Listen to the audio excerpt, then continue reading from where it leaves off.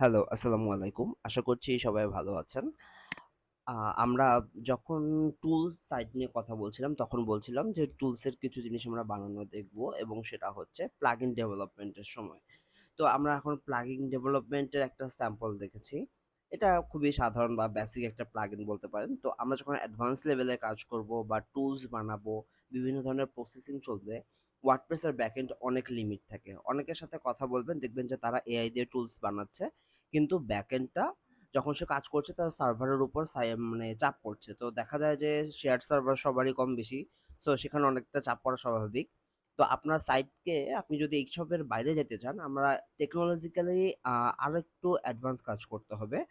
আপনাকে খুব বেশি অ্যাডভান্স করতে হবে না। আপনাকে একটা টার্ম জানতে হবে, সেটা হচ্ছে অ্যাজাক্স। আমরা HTML, CSS, JS অর্থাৎ জাভাস্ক্রিপ্ট ব্যবহার করছি।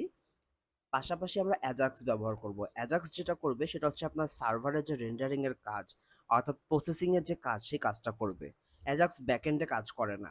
শুধুমাত্র ফ্রন্ট এন্ডে কাজ করবে, অর্থাৎ আপনার যখন টুলসটা চালু থাকবে তখন কাজ করবে। কোন ক্ষেত্রে? যেমন হাই প্রসেসিং কাজ। যেমন ধরেন ইমেজ কনভার্ট করা, বাল্ক ইমেজ কনভার্ট করা, পিডিএফ কনভার্ট করা, রিসাইজ করা বা এগুলোতে দেখা যায় যে একটু কাজ করতে হয় বা একটু হেভি কাজ করতে হয়। তো তখন যেটা করবে অ্যাজাক্স আপনার এই বিষয়গুলোকে প্রসেস করবে, আপনার সার্ভারের উপর চাপ কম রাখবে। তো আমরা নেক্সট যখন টুলগুলো বানাবো সেগুলোতে HTML, CSS, JS তো রাখবোই। PHP ফাইলে কাজ করব, ব্যাকএন্ডে কাজ করার জন্য আমরা অ্যাজাক্স ইউজ করব। তো এই স্ট্যাকটা আশা করছি আপনারা মনে রাখবেন। আমরা নেক্সট থেকে আমরা হচ্ছে যে একদম লাইভ টুল বানাবো।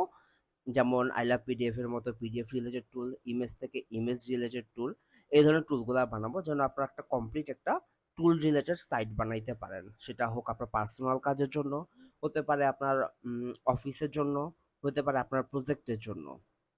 আপনি এটা বানিয়ে রেখে দিলেই হয়ে গেল। আজকে এই পর্যন্তই, দেখা হচ্ছে নেক্সট ভিডিওতে।